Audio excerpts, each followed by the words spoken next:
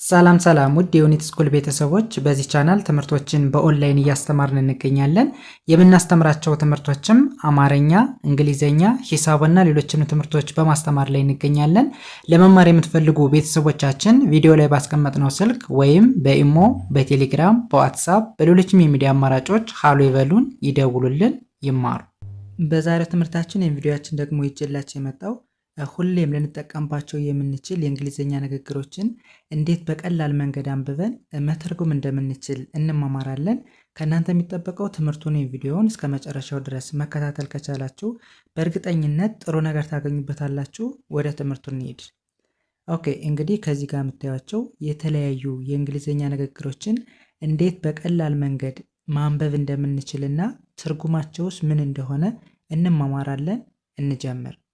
ኦኬ፣ ከመጀመሪያው ስንጀምር የመጀመሪያው የእንግሊዘኛ ንግግር ወይም ደግሞ ኮሚኒኬሽን ምን ይላል ወደሚለው ስንሄድ፣ ኦኬ፣ ከመጀመሪያው ስንጀምር የመጀመሪያው የእንግሊዘኛ አልፋቤት ወይም ደግሞ ፊደል እንደምታዩት አይ ነች። ሶ አይን አይ ብለን እናነባለን።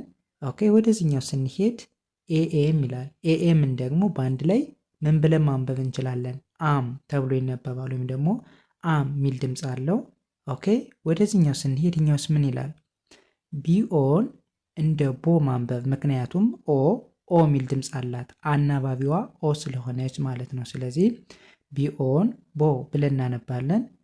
አርኢን እንደ ሪ እናነባለን። ዲን እንደ ድ ማንበብ። ስለዚህ በአንድ ላይ ስናነባው ቦ ሪ ድ፣ ቦሪድ፣ ቦሪድ ሙሉ ሲነበብ አይ አም ቦሪድ፣ አይ አም ቦሪድ ምን ማለት ነው? ሰልችቶኛል ወይም ደግሞ ተሰላችቻለሁ ለማለት ስንፈልግ አይ አም ቦሪድ ብለን መግለጽ እንችላለን ማለት ነው። ኦኬ፣ ወደ ሁለተኛው ስንሄድ ሁለተኛውስ ምን ይላል? ደብሊው ኤች ኦ በአንድ ላይ ምን ብለን ነው የምናነበው? ሁ ሚል ድምፅ አለው። ሁሌም ደብሊው ኤች ኦን ሁ ብለን ነው የምናነበው። ኦኬ፣ ይህስ ምን ይላል? አይኤስ በአንድ ላይ ኢዝ ተብሎ ይነበባል፣ ወይም ደግሞ ኢዝ ሚል ድምፅ አለው። አይናቲን ኢት ብለን ማንበብ። በአንድ ላይ ስናነባው ሁ ኢዝ ኢት፣ ሁ ኢዝ ኢት ምን ማለት ነው? ማን ነው ለማለት ስንፈልግ ሁ ኢዝ ኢት ማለት እንችላለን። ጥያቄ ነው። ኦኬ፣ ወደዚህኛው ስንሄድ በተመሳሳይ ደብሊው ኤች ኢ አር ኢ በአንድ ላይ ምን ብለን እናነበው? ዌር፣ ዌር ተብሎ ይነበባል። ኦኬ፣ አይኤስን ኢዝ ብለን ማንበብ፣ አይኤት ኢት ተብሎ እንደሚነበብ አይተናል። ኦኬ፣ በአንድ ላይ ስናነበው ዌር ኢዝ ኢት፣ ዌር ኢዝ ኢት የት ነው ማለት ነው በአማርኛው። ኦኬ፣ ወደዚህኛው ስንሄድኛውስ ምን ይላል? በተመሳሳይ ደብሊው ኤች ኢ ኤን በአንድ ላይ ዌን ተብሎ ይነበባል። ዌን። ኦኬ፣ አይኤስ ኢዝ ተብሎ ይነበባል።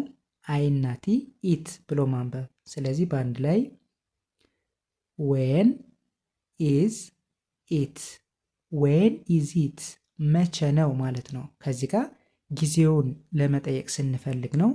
ኦኬ፣ ከዚህ ጋር ደግሞ ቦታን፣ ከዚህ ጋር ለሰው ነው የምንጠቀመው። ማን ነው ለማለት ስንፈልግ ነው እንደነገርኳችሁ። ኦኬ፣ ወደሚቀጥለው ስንሄድ ይህኛውስ ምን ይላል?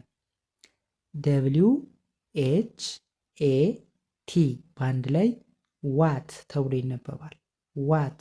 ኦኬ፣ አይና ኤስን ኢዝ ብለን ማንበብ፣ አይና ቲን ኢት ብለን ማንበብ። በአንድ ላይ ስናነበው ዋት ኢዝ ኢት፣ ዋት ኢዝ ኢት ምን ማለት ነው? ምንድን ነው ማለት ነው። ኦኬ፣ ወደዚህኛው ሰሪኛውስ ምን ይላል? ደብሊው ኤች አይ ሲ ኤች ምን ጊዜም ምን ብለን እናነበዋለን? ዊች ተብሎ ይነበባል። ዊች። ኦኬ፣ አይና ኤስን ኢዝ ብለን ማንበብ፣ አይና ቲ ኢት ብለን ማንበብ። ስለዚህ በአንድ ላይ ዊች ኢዝ ኢት፣ ዊች ኢዝ ኢት ምን ማለት ነው? የትኛው ነው፣ ወይም ደግሞ የትኛው ለማለት ስንፈልግ ዊች ኢዝ ኢት ማለት እንችላለን። እሺ፣ ወደዚህኛው ስንሄድኛውስ ምን ይላል? ኦኬ፣ አይ ኤን ለብቻዋ አ ብለን ማንበብ፣ አርኢ እንደ ር። ሶ ኤ እንደ አ ከተነበበች አርኢ እንደ ር ከተነበበ በአንድ ላይ አ ር አር ተብሎ ይነበባል። ኦኬ ከዛ ዋይን ለብቻዋ እንደ ይ ኦና ዩን እንደ ው ማንበብ። ስለዚህ በአንድ ላይ ይ ው ዩ ተብሎ ይነበባል። ኦኬ ከዛስ ደብሊው እና አይን ምን ብለን እናነባዋለን? ዋይ የሚል ድምፅ አለው። ኤስኢ እንደ ዝ ባለ ስናነበው ዋይ ኢዝ ዋይዝ። ሁሌም ኤስኢ ከቃል መጨረሻ ሲመጣ እንደዚህ ነው የምናነበው። ስለዚህ ዋይዝ ተብሎ ይነበባል። ሙሉ ሲነበብ አር ዩ ዋይዝ፣ አር ዩ ዋይዝ ብልጥ ነህ ወይም ብልህ ነህ ለማለት ስንፈልግ አር ዩ ዋይዝ ማለት እንችላለን። መልካም እነዚህን በእንደዚህን አይነት መንገድ ካነበብነን ወደዚህኛው ስንሄድ ይሄኛውስ ምን ይላል? ኦኬ አይና ቲ ምን ተብሎ ይነበባል? ኢት ብለን በቀላሉ ማንበብ ኢት። ኦኬ አይና ኤስ ምን ብለን ያነበብ ነው?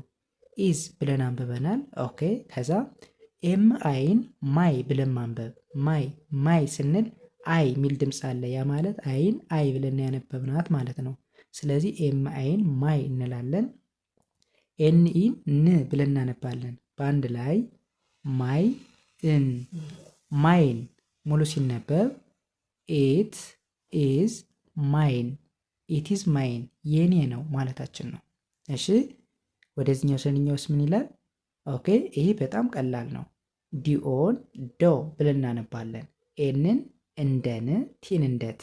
ኦኬ ከዛ ዶ ን ት ዶንት ብዬ አነበብኩት። ኦኬ ከዛስ ኤች አይን እንደ ሂ ዲኢን እንደ ድ በአንድ ላይ ሂ ድ ሂድ። ሙሉ ሲነበብ ዶንት ሂድ ዶንት ሂድ አትደበቅ ወይም አትደበቂ ማለት ትችላላችሁ። እሺ ወደዚህኛው ስንሄድ ኤስ ኤች ዩ እንደ ሸ ማንበብ ሸ ብለን እናነባለን። ቲን ት ብለን እናነባለን። ሶ በአንድ ላይ ሸ ት ሸት። ዩና ፒን አፕ። ኦኬ ኤን ኦ ደብሊው ናው ተብሎ ይነበባል። ስለዚህ በአንድ ላይ ሸት አፕ ናው ሸት አፕ ናው ዝም በል ወይም ደግሞ ጸጥ በል ለማለት ስንፈልግ ሸት አፕ ናው ማለት ይቻላል። እሺ ይህስ ምን ይላል? ኦኬ ከዚህ ጋር ደግሞ አር አይን ራይ ብለን እናነብና ጅና ኤችን አናነብም። ሁሌም ጅና ኤች በተከታታይ ከመጡ ሳይለንት ናቸው። ስለዚህ ጅና ኤችን እናልፍና ቲን እንደ ት በአንድ ላይ ራይ እት ራይት። ኦኬ ከዛ ኤንኦ ደብሊው ምን ተብሎ ይነበባል? ናው።